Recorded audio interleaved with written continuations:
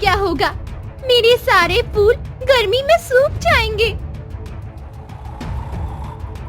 फिक्र मत करो, तुम्हारे फूल नहीं सूखेंगे।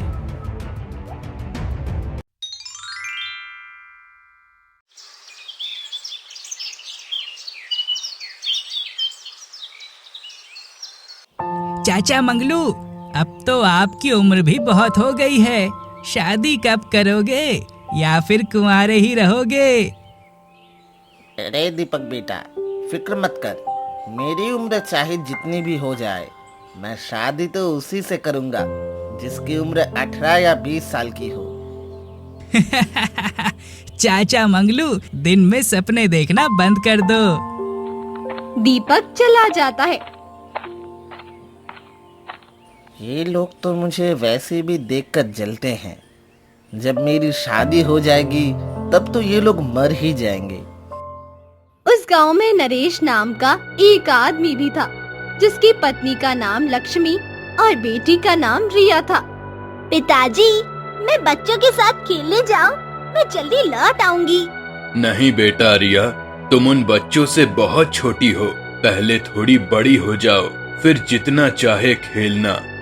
अरे जाने दो रिया को, आपको पता भी है पढ़ाई के साथ साथ खेलना भी जरूरी होता है। ठीक है, लेकिन जल्दी वापस आ जाना। ठीक है पिताजी। रिया खेलने के लिए बाहर जाने लगती है। उधर मंगलू अपने पुराने दोस्त को दुख भरी बातें सुना रहा होता है। यार, मेरे माँ बाप के जाने के बाद मुझे किसी ने नहीं पूछा। सारा गांव मुझे ताने मारता है कि मेरी शादी नहीं हुई। फिक्र मत कर, भगवान चाहेगा तो सब होगा। एक लड़का दौड़ता हुआ आता है। ये प्रीतम का बेटा क्यों भागा जा रहा है? कुछ तो बात है। नरेश अंकल, आपकी बेटी हवा में गायब हो गई है। मेरी बेटी हवा में कैसे गायब हो सकती है? ऐसा नहीं हो सकता। मेरी बेटी मेरी बेटी कहीं नहीं जा सकती। तुझे कोई भ्रम हुआ होगा। मैंने खुद देखा और डर के मारे भागा हूँ मैं वहाँ से।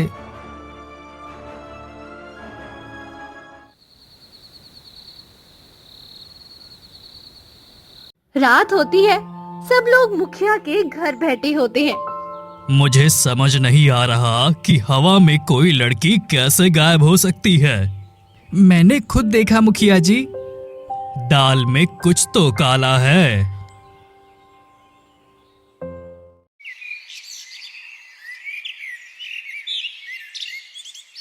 सुबह होती है। सारे गांव वाले डर में होते हैं कि कहीं हमारे बच्चों के साथ भी वैसा ना हो जाए जैसा रिया के साथ हुआ। एक लड़की गांव में आती है जो बहुत ही सुंदर होती है और फूल बेच रही होती है। फूल ले लो, सुंदर सुंदर फूल हैं। क्या तुमसे भी ज्यादा सुंदर फूल है? हाँ बिल्कुल, बहुत सुंदर फूल है। बताओ कौन सा फूल चाहिए? फूल का मैं क्या करूँगा? मैं तो तुम्हारे जैसी लड़की देख रहा हूँ शादी के लिए। ओह हाँ, मैं समझ गई। हर गांव में कोई ना कोई दिन ऐसा जरूर होता है। लगता है इस गांव में मुझे तुम ही पहले मिल गई। अपना नाम तो बताओ, क्या है? मुझे तो लोग फूल वाली नाम से ही जानते हैं। मेरा नाम ही फूलों वाली है। मजा नहीं आया नाम सुनकर। सच्ची सच्ची अपना नाम बताओ। ऐश्वर्या। और तुम्हारा? मेरा अभिषेक बच्चन। गांव में बहुत शांति थी, जैसे कोई हो ही ना। सेठ जी, मुझे बहुत डर लग रहा है। कैसी हवा होगी? मुझे रात को नींद नहीं आई। सब्र रखो, सच्चाई खुद जल्दी सामने आएगी। जागते रहो, जागते रहो। एक हवा का गोला गांव में आता है जो बहुत तेजी से घूम रहा होता है। अरे ये क्या है? हवा का गोला घूम रहा है। कहीं ये वही हवा वाला गोला तो नहीं? मुझे यही से निकलना चाहिए। पहरेदार डर के मारे चला जाता है।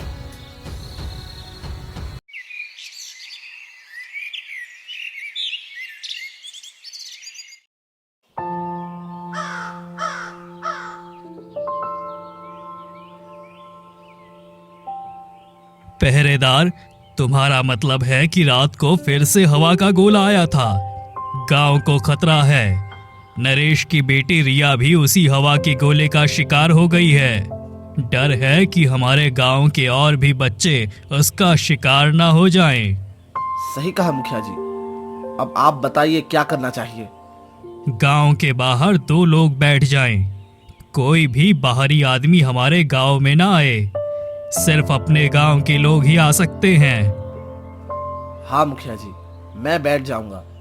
रात को तो पहरेदारी करता ही हूँ, दिन में गांव के बाहर निगरानी करूंगा कि कोई बाहरी अंदर ना आए। तनख्वाह थोड़ी ज्यादा ही दिया करे। ठीक है, आज से ही गांव के बाहर बैठ जा। कोई बाहरी अंदर ना आए। ठीक है मुखिया जी। पहरेदार जाकर गांव के बाहर बैठ जाता है।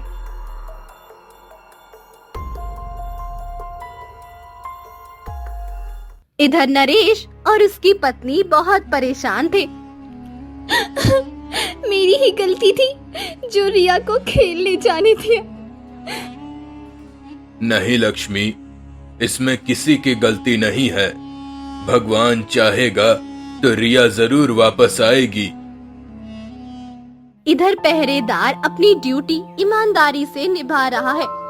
तभी फूलों वाली फिर से गांव में आती है। हाँ, तुम कौन हो?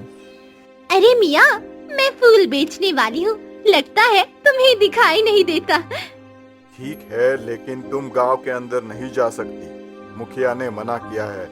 लो, ओहो, मुखिया कौन होता है मुझे रोकने वाला? मैं तो फूल बेचकर गुजारा करती हूँ। फूल बेचने वाली गांव की ओर जाने लगती है। फूल ले लो, सुंदर सुंदर फूल हैं।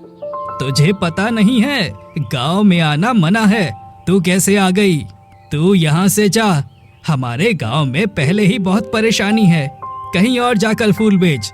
ओ साहब, मैं तो फूल बेचकर गुजारा करती हूँ। अगर नहीं खरीदने तो मैं जबरदस्ती थोड़ी करती हूँ। तू यहाँ से जा। फूलों वाली गुस्से में गांव से बाहर जाने लगती है। उफ, अब क्या होगा?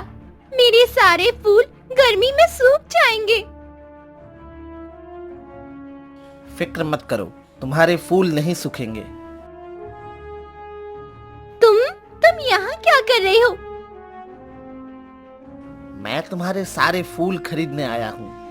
ये फूल मैं तुम्हें तुम्हारे गांव में आकर दूंगी। हाँ तो चलो, चले गाँव। नहीं, पहरेदार बैठा है बाहर। वो किसी बाहरी को गांव में नहीं जाने देता। मेरे होते हुए फिक्र मत करो। क्यों ना करूं?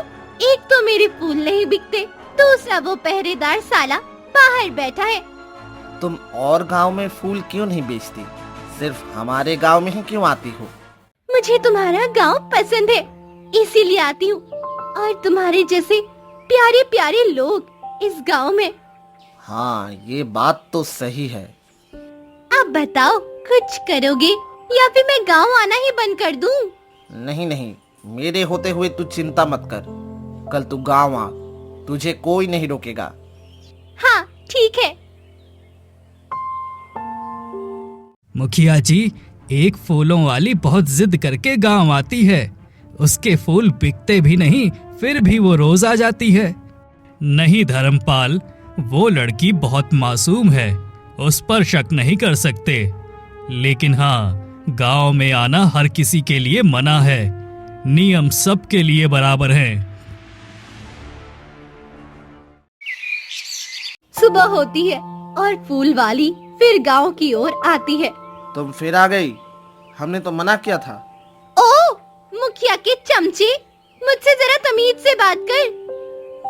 मंगलू भी वहाँ आ जाता है। पहरेदार, क्यों रोका फूलवाली को? मुखिया जी ने बेगानों का गांव में आना मना किया है। तुम्हें नहीं पता? पता है, लेकिन फूलवाली को कोई नहीं रोक सकता। चलो, तुम जाओ और फूल बेचो। फूल वाली चली जाती है। माता जी, आप भी फूल लेना चाहे तो मुझसे ले सकती है। बहुत सुंदर फूल है।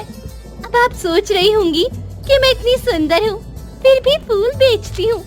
पेट तो भरना ही है ना। अब आप सोच रही होंगी कि फूल महंगे होंगे, लेकिन ये बहुत सस्ते हैं। अब आप सोच रही होंगी, इतनी गर्मी में इतनी दूर से आकर मैं फूल सस्ते क्यों दे रही हूँ? क्योंकि मैं भलाई भी करती हूँ। जब फूल लगाओगे तो ये गांव धीरे धीरे खुशबू से भर जाएगा। बस बेटी बस, कितना बोलती जा रही हो। माफ करना माता जी। हम फूल नहीं लेंगे। हमारी बेटी पता नहीं कहाँ है, किस हाल में है। माता जी, क्या हुआ आपकी बेटी को? खेलने गई थी, हवा का गोला आया और उसे उड़ा ले गया। हाँ, मैंने भी देखा था कल, बहुत तेज घूम रही थी। मैं खुद भी बची मुश्किल से। भगवान का शुक्र है कि तुम बच गई। तुम अकेली रहती हो? हाँ माता जी, मेरा दुनिया में कोई नहीं है। तुम मेरे पास रहो बेटी, तुम बातें बहुत प्यारी करती हो। मेरा दिल लगा रहेगा। हम दोनों ही अकेले हैं। बेटी के जाने के बाद कुछ अच्छा सा नहीं लगता। नहीं, ये गांव में नहीं रह सकती। मुखिया ने मना किया है। हाँ, मैं चली जाऊंगी, आप चिंता मत करो। धर्मपाल वहाँ से चला जाता है। यहाँ तो सारे खुद को मुखिया समझते हैं। बेटी, तुमने कुछ कहा? नहीं माता जी, और कोई घर है जहाँ बच्चे हैं। मुझे पता है मेरे फूल वहाँ जरूर बिकेंगे। बेटी, लोग डरते हैं, बच्चे बाहर नहीं भेजते जब से हवा के गोले की बात फैली है। मुझे लग रहा है कि आपके गांव में बच्चे बहुत कम हैं। मैं पहले से ही देख रही हूँ, बच्चे नजर ही नहीं आते। नहीं बेटी, बहुत बच्चे हैं हमारे गांव में। वो सामने वाला घर देखो, 2 बच्चे तो वहीं रहते हैं। हाँ माता जी, मैं चलती हूँ, फिर किसी दिन जरूर आऊंगी। ठीक है बेटी। फूल वाली चली जाती है। धर्मपाल छिपकर देख रहा होता है।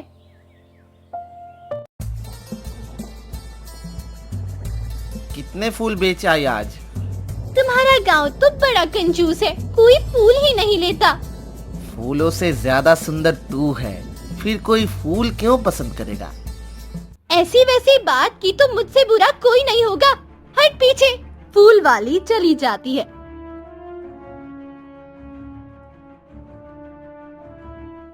मुखिया जी, वो बार बार बच्चों के बारे में पूछ रही थी। बच्चे फूलों का क्या करेंगे? आप खुद सोचो, बच्चे तो खिलौनों से खेलते हैं। ये जरूर उस फूल वाली की कोई चाल है। धर्मपाल, तू छोटी छोटी बातों को बड़ा बना देता है। यूं ही कोई बात नहीं होगी।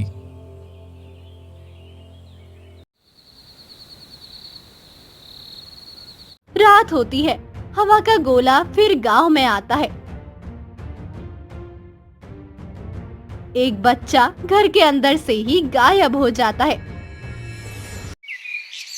सुबह होती है, पंचायत इकट्ठा होती है। पता नहीं, सुबह देखा तो मेरा बेटा घर में नहीं था।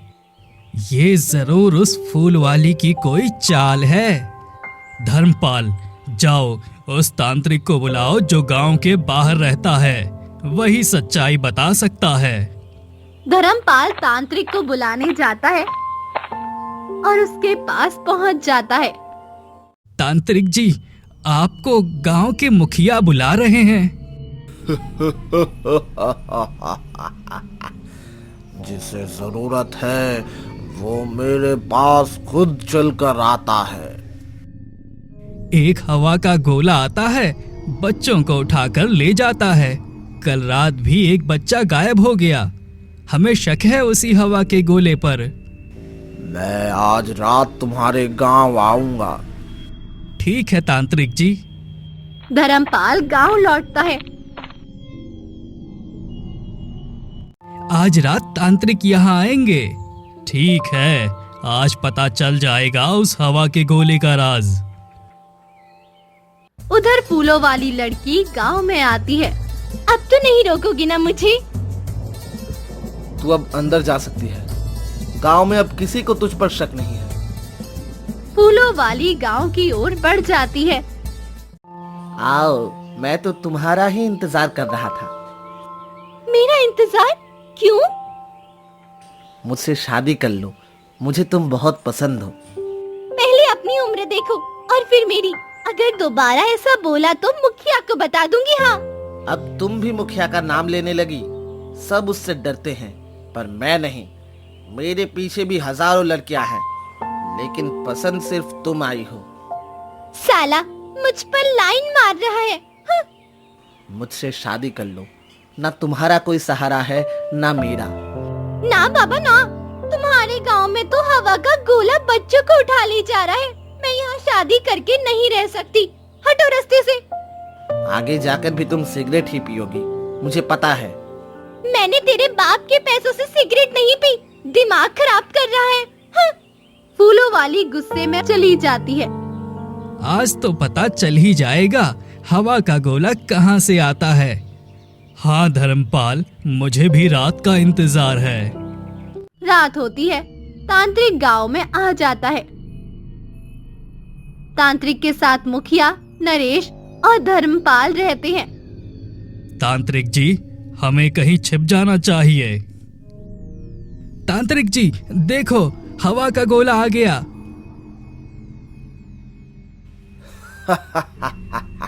मूर्खो, वो हवा का गोला नहीं है, कोई इंसान है जो बहुत तेज घूम रहा है, जो हमें गोला लग रहा है। तांत्रिक हवा के गोले के पास जाता है। गोला ऊपर उठने लगता है। तांत्रिक उसे पकड़कर नीचे गिरा देता है।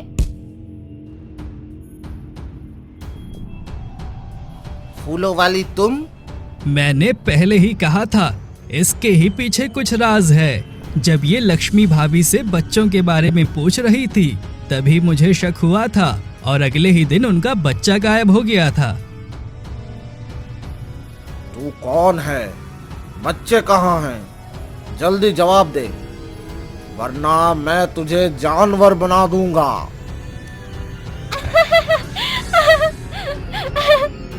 फूलों वाली जादू करती है। सबको गायब कर अपने साथ ले जाती है। सुबह होती है। गांव वाले उन सबको ढूंढते हैं जो रात को बाहर थे। पता नहीं सब कहाँ गए हैं। कुछ समझ नहीं आ रहा। क्या हवा का गोला सबको ले गया?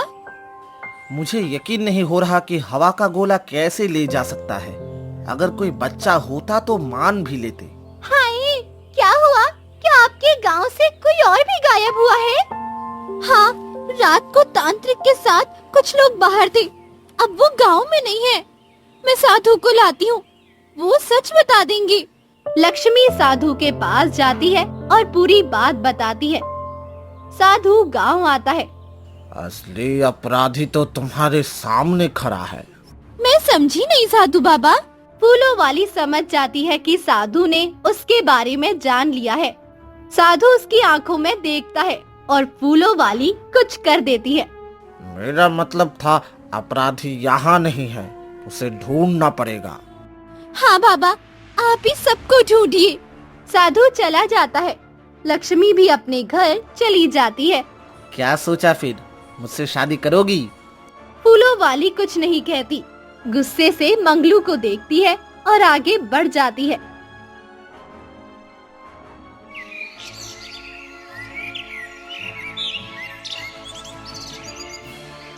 वो अपने घर जाती है, जहाँ वो उन सबको लेकर आई थी जिन्हें गायब किया गया था।